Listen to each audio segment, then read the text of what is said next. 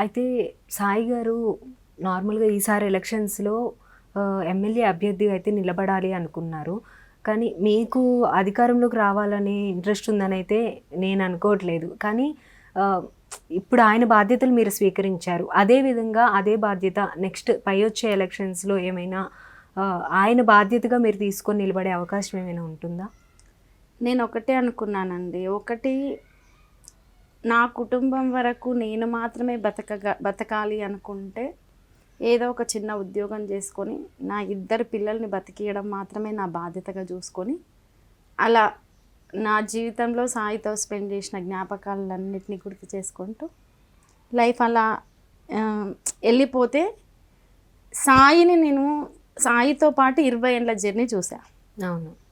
Student ఏజ్లో సాయి మనస్తత్వం ఏంటి, తెలంగాణ ఉద్యమ సమయంలో తనకున్న ఉద్యమ భావజాలం ఏంది, తను రాజకీయంగా ఏం కావాలనుకున్నాడు, ఏ దిశగా పనిచేద్దాం అనుకున్నాడు, ఒకవేళ ఆ పని చేద్దాం అనుకునే క్రమంలో తనకు వచ్చిన అడ్డంకులు ఏంటి, తను ఎటువంటి పెయిన్ భరించిండు, అన్ని విషయాలు దగ్గరుండి నేను చూసాను. అవును.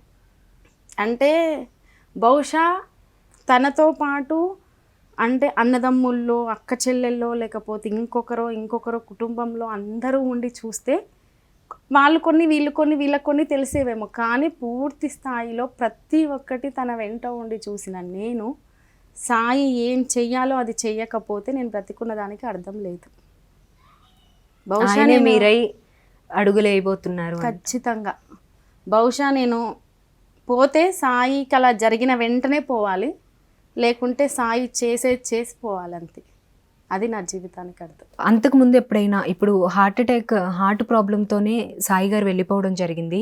అయితే అంతకుముందు ఎప్పుడైనా ఇటువంటి సిచ్యువేషన్ ఫేస్ చేశారా? ఏమైనా హెల్త్ ప్రాబ్లమ్స్ రావడం కానీ, హార్ట్కి సంబంధించి కానీ, ఇలా ఏమైనా హెల్త్ ప్రాబ్లమ్స్ ఆయన ఫేస్ చేసింది సిచ్యువేషన్ ఏమైనా ఉందా? హార్ట్ ప్రాబ్లము, హెల్త్ ప్రాబ్లమ్స్ అనేవి తనకి ఏం లేవండి. యాక్చువల్గా చాలా హెల్తీ. నాకు తెలిసి ఒక 15 మంది లీడర్లు కలిసి చేసే పని సాయి ఒక్కడు చేస్తాడు. అంటే అంత యాక్టివ్గా ఉంటాడు. నేను ఒకరితోటి కంపేర్ చేయడానికి చెప్పట్లేదు, అంత యాక్టివ్. 2010లో ఒకసారి గ్యాస్ బబుల్, అంటే ఈ తెలంగాణ ఉద్యమ సమయంలో పొద్దున ఒక వేదిక, మధ్యాహ్నం ఒక వేదిక, రాత్రి ఒక వేదిక, రాత్రింబగళ్ళు, మళ్ళీ జర్నీలు. దీంట్లో ఇప్పుడు వీళ్ళ పరిస్థితి కూడా ఏంది, కుటుంబాల నుంచి ఆర్థికంగా బాగా ఎదిగి, లేదు చిన్నప్పటి నుంచి మంచి హెల్దీ ఫుడ్ తిని, ఒక డిసిప్లిన్గా వీళ్ళు పట్టించుకొని అట్లున్న లైఫ్ సిచ్యువేషన్ లేదు. దాంట్లో తెలంగాణ మూమెంట్ కొన్ని సంవత్సరాల పాటు అలాగే ఉన్న లైఫ్ స్టైల్. అవును. దాంట్లో 2010లో ఒకసారి చిన్న గ్యాస్ట్రిక్ బబుల్ వచ్చింది. అది హాస్పిటల్కి వెళ్ళక ముందుకే సాయి క్యూర్ అయ్యారు. అయినా కూడా హాస్పిటల్కి వెళ్ళాము. ఖమ్మంలో భాస్కర్ అన్న టేక్ కేర్ చేశారు. అట్లా అంటే అయిన తర్వాత ఎందుకు జరిగింది ఏందని చూపించుకుంటాం కదా, అట్లా జరిగింది. ఒక ఇన్సిడెంట్ అయితే జరిగింది, కానీ హార్ట్కి సంబంధించిన ఎటువంటి సమస్య అని, ఎందుకంటే ఎగ్జోగ్రామ్ టెస్ట్ చేస్తారు కదా, తెలుస్తుంది కదా మనకు. ఆ రిపోర్ట్స్ ఇప్పటికీ కూడా ఉన్నాయి ఇంట్లో. సో అట్లా ఏం లేదు అని తెలిసింది. మన 2 years బ్యాక్ అయితే కరోనా వచ్చింది. ఓకే. సెకండ్ వేవ్ అప్పుడు కోవిడ్ వచ్చింది. ఇంకా అంతే. అంతకు మించి నేను సాయి ఏ రోజు ఫీవర్ అని పడుకోవడం కూడా నేను చూడలే.